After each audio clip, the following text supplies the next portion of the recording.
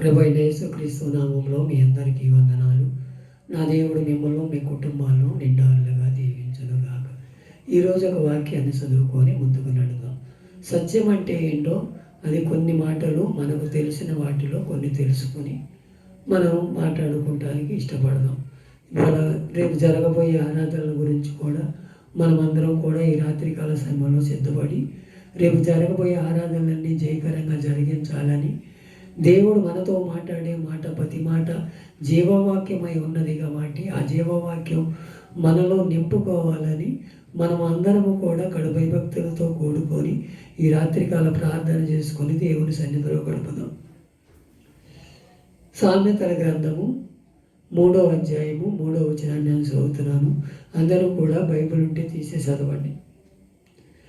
ధనమును దయను సత్యమును ఎన్నడును నిన్ను విడిచిపోనీయకుము, వాటిని కంఠాభూషణముగా ధరించుకొనుము, నీ హృదయమును పలక మీద వాటిని రాసుకోమని అంటున్నాడు.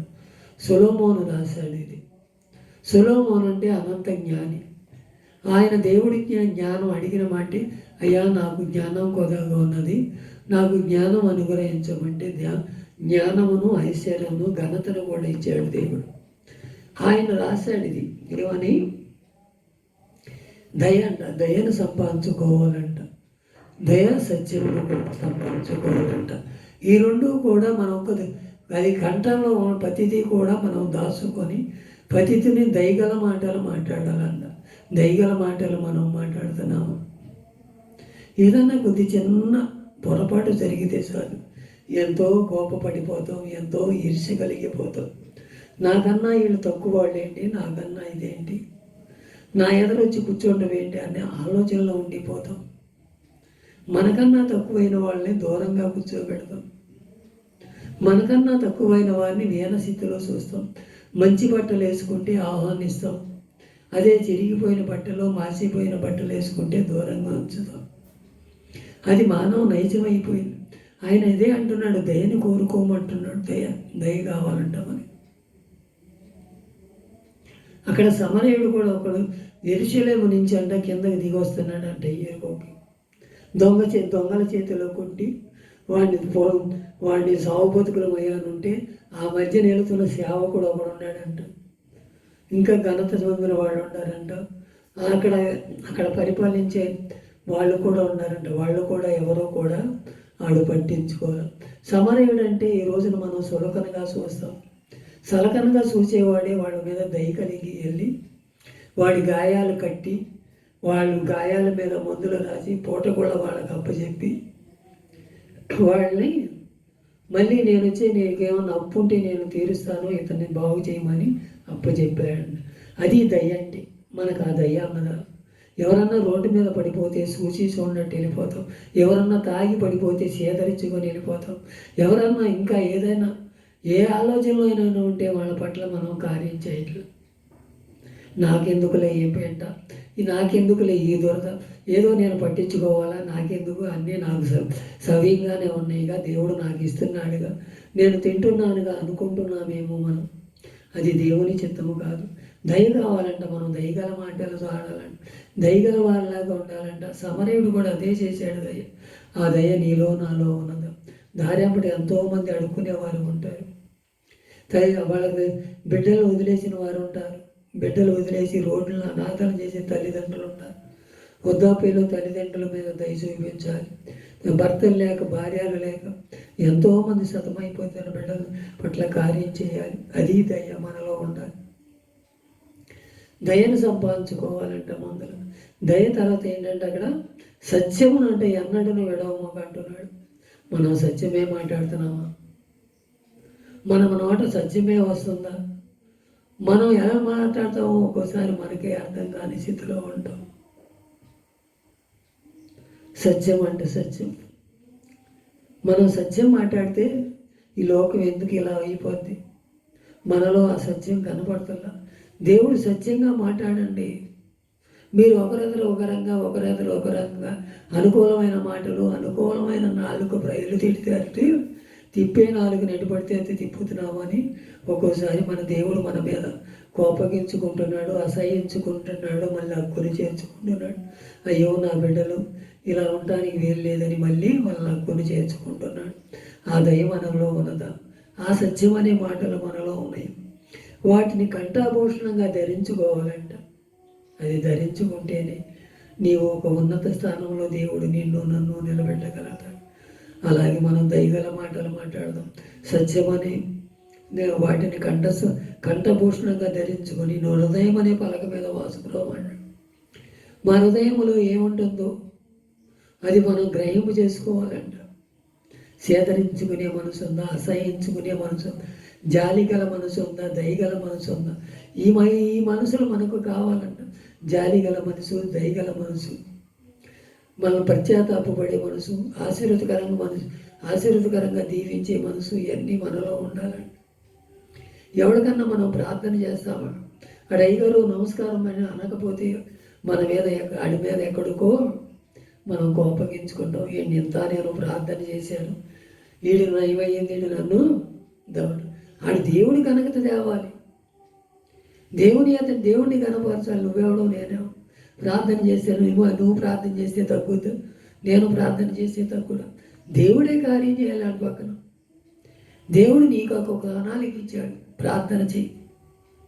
అసూయతో ప్రార్థన చేయకు, అనాలోచనగా ప్రార్థన చేయకు. దేవుని సన్నిధిలో కడుపైపోతులు కోరుకొని ప్రార్థన చేసుకొని నిండారులుగా దీవించబడాలని దేవుడు కోరుకుంటున్నాడు. ఆ హృదయం అనే పలక మీద నువ్వేం రాసుకుంటే అది జరుగుద్దంట. మంచి రాసుకుంటావో చెడు రాసుకుంటావో నీ ఇష్టమే. నీకేది కావాలంటే అది ఇతరుల మీద మనం ఏదైతే జాలి పడతామో మన కుటుంబం జాలి పడుతుంది. దయగల మాటలు మాట్లాడితే మనకు దయగలుగుతుంది. మనం ఏదైతే చెడు మాటలు మాట్లాడుకుంటే మన కుటుంబాన్ని దాటిన తర్వాతే చెడు మొదలవుతుంది. అలాగే ఎఫెసీ పత్రిక 4:15 కూడా చదువుతాం.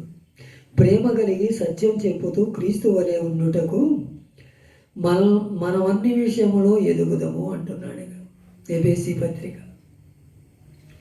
క్రీస్తు వలె ఉండాలంట. మనం ప్రేమ కలిగి ఉండాలంట. ఆ ప్రేమ నీలో నాలో ఉందా? లేదుగా. అన్నదమ్ముల మధ్య వైరాలు, అక్క చెల్లెల మధ్య వైరాలు, తండ్రుల మీద తల్లిదండ్రుల మీద వైరాలు, పిల్లల మీద కోపాలు, ఇలాగే జీవితం అంతా ఇలాగే ఇదైపోతుంది. ఇంకా దీవించబడాలంటే ఎక్కడ దీవించబడతాం? ఒకరికొకరు ప్రేమించుకుందాం, ఒకరికొకరు ఆదరించుకుందాం, ఒకరికొకరు దయగల మాటలు మాట్లాడదాం, ప్రేమ వలె నడిపించుకోవాలి. మన కుటుంబాన్ని మనమే ప్రేమ గల మాటల్లో నడిపించుకోవాలి. ఎవరన్నా తప్పు చేశారా? అది తప్పయ్యా, అది దేవుని చిత్తము కాదయ్యా అని సరిచేసే గుణం ఉండాలి, కానీ దాన్ని పాడు చేసే గుణం ఉండకూడదు. మనం అలా ఉండకూడదని దేవుడు ముందులుగానే సిద్ధపరిచాడు.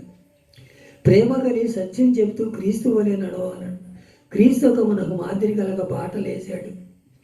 ఆ బాటలో మనం నడవాలి. ఆ బాటలో మనం నడిస్తేనే దేవుని కృప పొందుకోగలం. మనం అలా కృపలో పొందుకోవాలంటే సత్యమును ధరించాలి, దయగల మాటలు మాట్లాడాలి, క్రీస్తు వలె ఉండడు. మనం అన్ని విషయంలో ఎదగాలి. ఏ విషయంలో ఎదుగుతున్నామో, ఏ విషయంలో జారిపోతున్నామో ఒకసారి మన హృదయాలు పరిశోధించుకో, ముందుకు నడుద్దాం. అలాగే సామెతల గ్రంథము 12:22 అబద్ధమాడు పెదవులంటూ యెహోవాకు వేయమంట, సత్యవర్తనులు ఆయనకి ఇష్టలంట.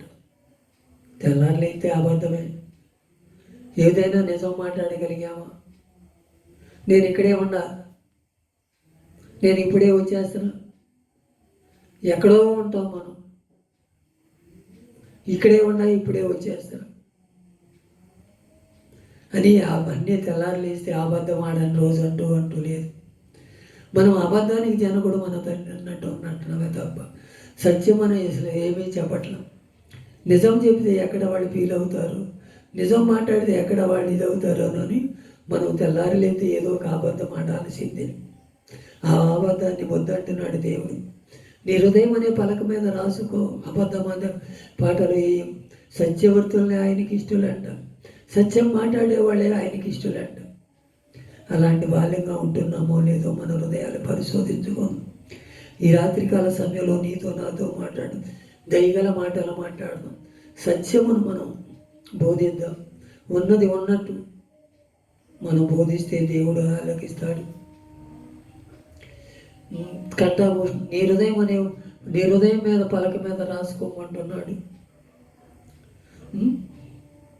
అబద్ధమాడు పెదవులకి యెహోవాకి సత్యవర్తులే ఆయనకి ఇష్టలంట. నువ్వు దేనిలో నడుస్తావో దేనిలో ఉంటావో నీకు వదిలిపెడుతున్నాడు నా దేవుడు. ఈ రాత్రికాల సమయంలో ఒక తీర్మానం చేసుకుని, అయ్యా నేను సత్యమైన బాటలో నడుస్తానయ్యా, నీతి నుంచి నడుస్తానయ్యా. అయ్యా అబద్ధమాట పాడు పెదవులు నీకు ఇష్టం లేదని అంటున్నామని. మేము తెలుసో తెలియక అబద్ధం ఆడేముంటామో ఆడలేదని మేము అంటానికి తెలియదు. ఇక మీదటైనా అబద్ధం ఆడకుండా మా నాలుకను కాల్సయ్యా, మా హృదయం అనే పలక మీద రాసుకునే కృపను మాకు దయచేయమని ఎంతమంది అయితే తీర్మానం చేసుకుంటారో నా దేవుడు వారిని సర్వసత్యములోకి నడిపించి మేలైన మార్గంలో నడిపించునుగాక. ఇట్టి మాటలు దేవుడు విని